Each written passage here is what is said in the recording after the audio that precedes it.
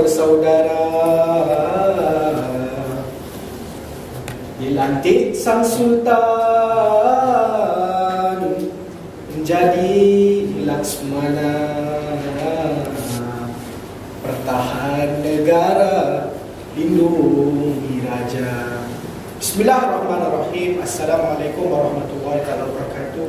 Terima kasih saudara pengurusi majlis, rakan-rakan yang saya hormati sekalian.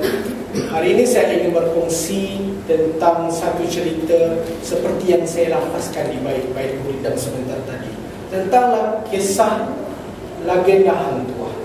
Tetapi kalau kita bercerita tentang Hang Tuah, beribu cerita tentang Hang Tuah. Jadi saya petik satu kisah yang saya kira amat menarik untuk kita bincangkan bersama. Tentang apa? Tentang Hang Tuah dan Puteri Gunung Ledang. Tuan-tuan dan puan-puan yang saya hormati sekalian, kisah Hang Tuah dan Puteri Gunung Ledang merupakan satu konflik percintaan yang bermain antara Puteri Gunung Ledang dan Hang Tuah, dan datang orang ketiga. Siapa dia? Sultan Mahmud, Sultan Melaka. Hari kita lihat Sultan Mahmud yang begitu beria-ia ingin memperisterikan Puteri Gunung Ledang, yang akhirnya apa kesudahannya? Ketiga-tiganya berputih mata. Baik, saya kisahkan yang pertama. Puteri Gunung Ledang merupakan adinda kepada Bentara Majapahit yang diutuskan oleh Bentara Majapahit kepada Sultan Melaka. Kerana apa? Kerana pada waktu itu Kerajaan Majapahit sedang dalam keadaan yang kalah perperangan dengan Kerajaan Demak, Kerajaan Islam Demak di Indonesia pada ketika itu. Maka untuk memperkuatkan kuasanya, untuk melebarkan kuasanya, untuk memenangi semula peperangan tersebut, Majapahit menghantar adindanya, iaitu Puteri Gunung Ledang, untuk dikahwinkan kepada Sultan Mahmud, dengan harapan bahawa dengan terjalinnya percintaan itu, terlangsungnya perkahwinan itu akan menguatkan kembali Majapahit dan akhirnya kembali memenangi peperangan. Tetapi apa yang berlaku kepada Puteri Gunung Ledang? Puteri Gunung Ledang secara tidak sengaja, orang kata cinta itu buta.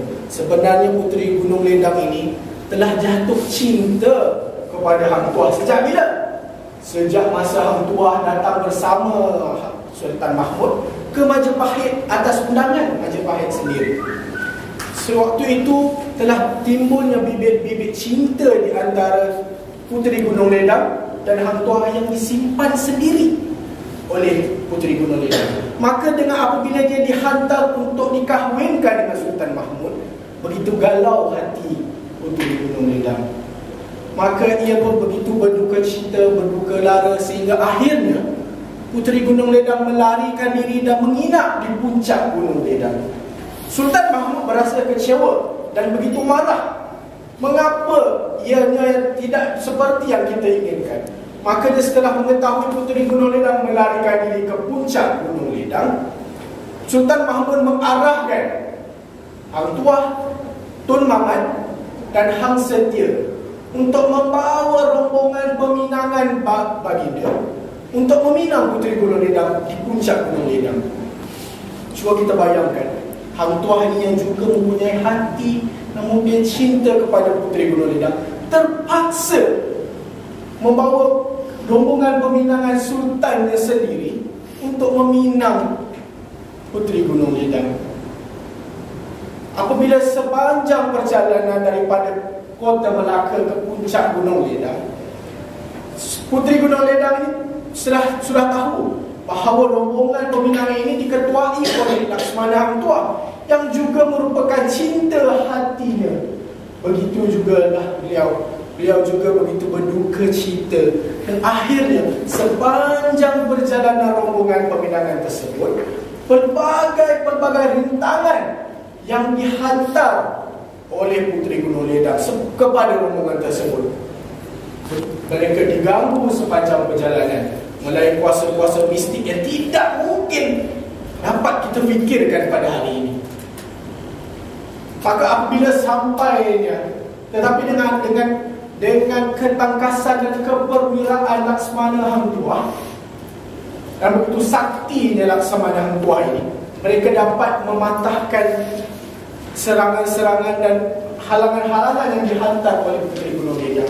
Dan sampai di atas rombongan, bagi Laksamana Hang Tuah menyampaikan maksud rombongan tersebut, iaitu untuk meminang Puteri Gunung Ledang kepada Sultan Mahmud. Kerana putusnya harapan dan galaunya hati Puteri Gunung Ledang, Puteri Gunung Ledang meletakkan 7 syarat kepada Sultan Mahmud sekiranya Sultan Mahmud ingin juga memperisterikan beliau. Apa 7 syaratnya? Baik, saya bacakan. Yang pertamanya, syarat yang pertama, air mata darah yang tidak berdarah 7 tempayan banyaknya. Yang kedua, pinang bukannya kahwin kerana tidak tua 7 tempayan banyaknya. Permintaan ketiga, merangkap bebas di dataran, darah yang diinginkannya 7 tempayan juga dipinta. Yang keempat, terbang bebas di udara, darah juga mahunya, 7 tempayan juga dipinta. Yang keempat, apa tadi? Keenam. Yang kelima, darah putih rakyat kepada rakyat, darah putih rakyat untuk menambat darah kuning daripada tapak ke tahta. Yang keenam, darah merah rakyat untuk menambat darah kuning daripada tapak ke tahta. Dan yang terakhir sekali, ini yang paling berat, darah seguntung tetap mengalir badal bersiram menanti sebatin. Tuan-tuan sekalian, apa permintaan tersebut? Yang pertamanya mengenai air mata darah, dikatakan ianya meminta 7 tempayan air mata darah sunti negeri Melaka. Yang keduanya tentang pinang bukannya kahwin kerana tua. Mereka, Puteri Gunung Ledang meminta 7 tempayan air pinang muda seluruh negeri Melaka. Yang ketiga, permintaan ketiga Puteri Gunung Ledang, apa dia? Merangkak bebas di dataran, darah hendaknya apa dia? Maksudnya 7 tempayan hati hamba. Kita tidak terfikir macam mana kita nak dapat hati hamba. Yang keempat, apa pintanya? Terbang bebas di udara, darah juga hendaknya. Apa dia? Maksudnya 7 talam, 7 bulan hati nyamuk yang dipinta oleh Puteri Gunung Ledang. Yang kelimanya tentang darah putih rakyat untuk menambat darah kuning baginda Sultan. Maksudnya beliau, Puteri Gunung Ledang, meminta jambatan perak daripada negeri Melaka ke puncak Gunung Ledang untuk menambat hati Puteri Gunung Ledang. Yang ketujuhnya, yang keenamnya tentang darah merah rakyat untuk menambat darah kuning. Dan sebenarnya meminta jambatan emas daripada negeri Melaka sehingga ke puncak Gunung Ledang.